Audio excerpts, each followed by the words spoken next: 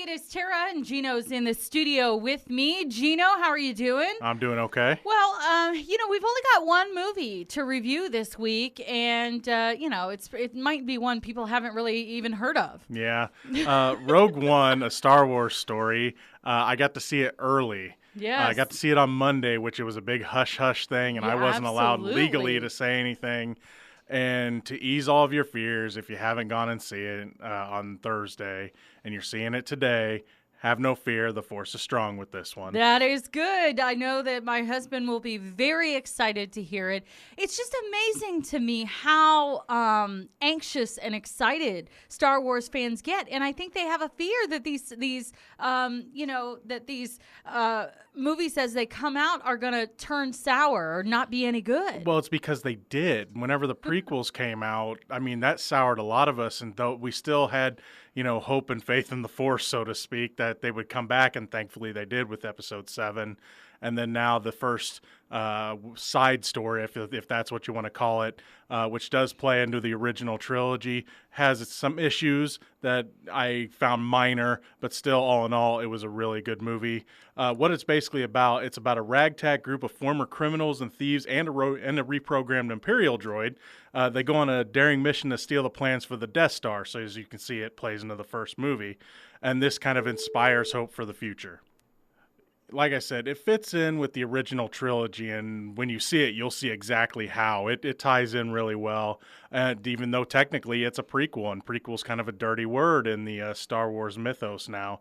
It has a lot of great, diverse characters. My only problem with them was there's 6 of them. So in a 2.5 hour so movie, you got to learn about 6 characters, and I would have liked more with the characters. That being said, I believe there's some comic books out there. Also, I wouldn't mind seeing them end up on Star Wars Rebels, since that's around the same time period. I wouldn't mind seeing them showing up there, so you could get to know a little bit more about them. Mm-hmm. My favorite characters were Donnie Yen's character, who is basically a Force monk. He's not a Jedi. He doesn't have Jedi powers, doesn't have a lightsaber, but he follows the Force like a Jedi would. And let's just say he can put a beat down on some stormtroopers. And Alan Tudyk's character, who he was K2SO, which is the new droid, he's probably my favorite character in the whole thing. And plus, other than the main character, he has the best character development. He goes from kind of cold-hearted, or at least seemingly cold-hearted, to like one of the characters that's willing to throw caution, or should I say probability, since he's a droid, to the wind to help his friends. This is basically a war film. It's kind of a grown-up Star Wars, because I won't say it's like bloody violent, but it's pretty violent. It's a war film, great action.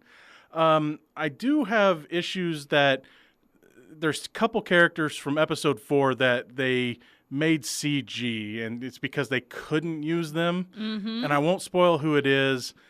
I would have rather they recasted at least one of them, but I understand why they didn't. They are 2 iconic characters that you kind of couldn't replace, but I don't know. Plus, there's some cameos from Episode 4. I won't spoil those either. People are wondering about Darth Vader. He's not in this a ton, so if you're expecting a ton of Darth Vader, you'll be a little disappointed. That being said, the scenes he's in are great. He's in 2 big scenes. One, Vader's got jokes, and the other, you get to see how awesome Darth Vader really is, and I'll just leave it at that. Like I said, if you're worried about this one, don't be. The movie's impressive. The Force is strong with this one. All right. Well, I'm looking forward to it, and I got to tell you, I'm just going to ask one question, and not to stir up any controversy, but did you feel like it was a good choice that they went with a female lead in this one? Because I heard a lot of criticism beforehand saying, they really shouldn't be going this direction. They're kind of going this direction with the other storyline, and so, they felt like it was maybe overdoing it a little bit. It doesn't really play into it, because the character could have been either or.